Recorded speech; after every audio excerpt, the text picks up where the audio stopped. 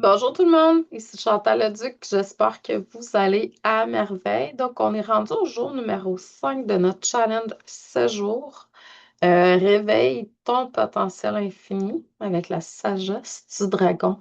Donc, aujourd'hui, ça va être réveiller ton intuition et ta sagesse intérieure. Je sais que tu as déjà ça à l'intérieur de toi, mais ça va être encore plus, next level. Donc, depuis le début de cette aventure, on a exploré le potentiel qui sommeille en toi, tes croyances limitantes, ta puissance, la puissance de ton esprit, de ton mental au next level et la façon dont les défis peuvent devenir des opportunités de croissance. Aujourd'hui, on va aller chercher une ressource qui est extraordinaire, que plusieurs possèdent en fait, c'est l'intuition. Qu'est-ce que l'intuition? L'intuition est une petite voix intérieure. C'est une impression, c'est un ressenti, c'est cette connaissance qui semble parfois apparaître sans raison logique. Tu le sais, mais tu ne sais pas d'où ça vient. Vous avez probablement déjà vécu cela. Pour passer à une personne, vous passez à une personne, puis là, tout à coup, dans les minutes qui suivent, elle apparaît à téléphone, whatever. Vous ressentez qu'une situation ne convient pas sans pouvoir l'expliquer. Ça fonctionne pas. Je sais que ça marche pas.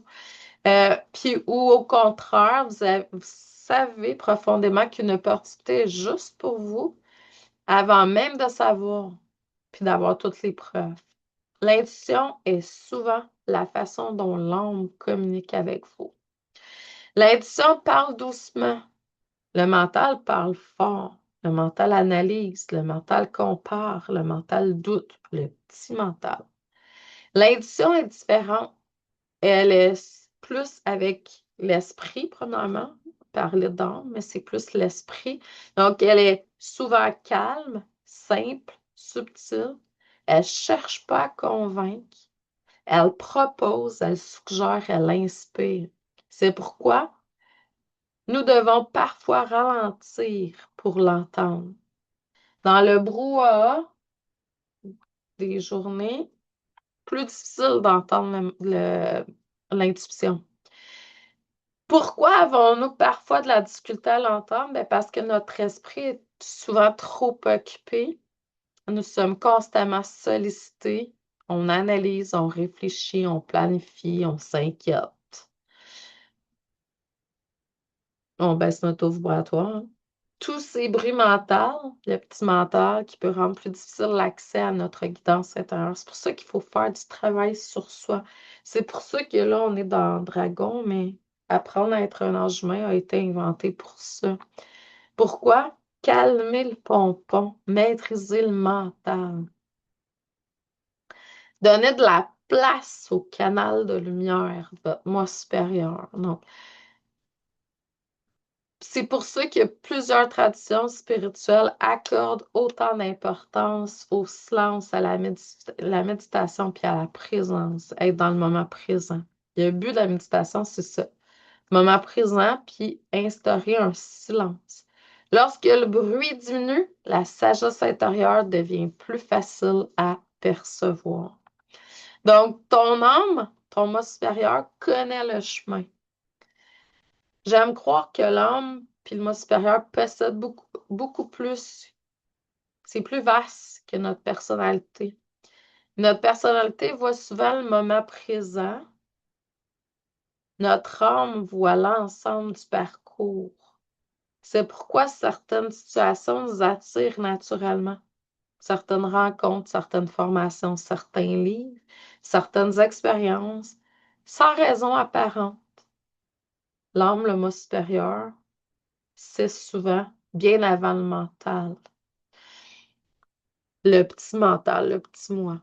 Les signes de l'intuition. L'intuition peut se manifester de différentes façons. Ça peut être un ressenti profond, des frissons. Il y a plusieurs manières, là. J'ai vu plusieurs formes de ressenti dans le corps.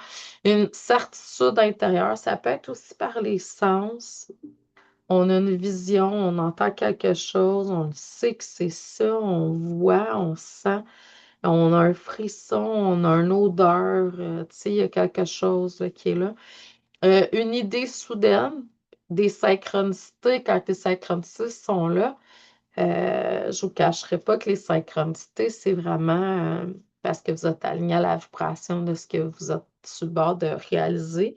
Un rêve de nuit, un rêve la nuit, une sensation dans le corps, une inspiration répétitive qui revient sans cesse. Donc, plus on apprend à faire confiance, plus ça devient clair, puis plus on sait la différence entre ce qui nous appartient puis ce qui nous appartient pas, puis qu'est-ce qui est connecté avec le petit moi et versus le grand moi.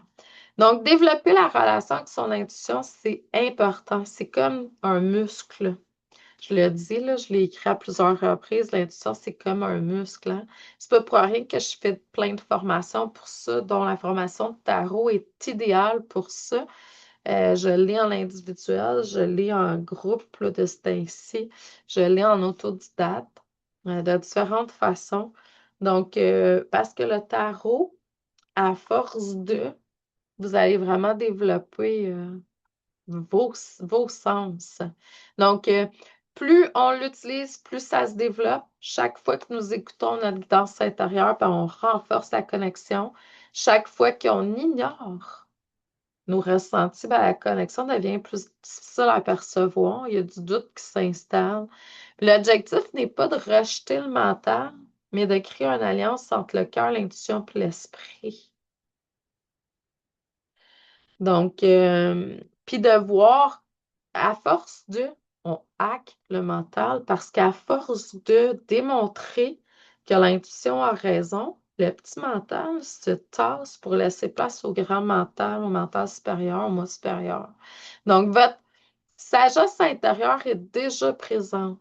Plusieurs personnes cherchent la réponse à l'extérieur. Ça se peut que Dieu passe à travers quelque chose d'extérieur, puis que tu l'entends, tu vas avoir un ressenti intérieur dans ce moment-là. Mais la réponse était oui à l'extérieur, mais tu as eu une confirmation intérieure quand même. Donc, tu vas chercher quelqu'un qui va te dire quoi faire. Ça se peut, en moment de vraiment gros troubles, tu es dans l'ombre, tu as de la difficulté toi-même, il faut aller chercher des choses à l'extérieur, que ce soit quelqu'un, que ce soit invoqué, vos guides, tout ça, c'est correct, mais il faut apprendre dans votre quotidien à être autonome.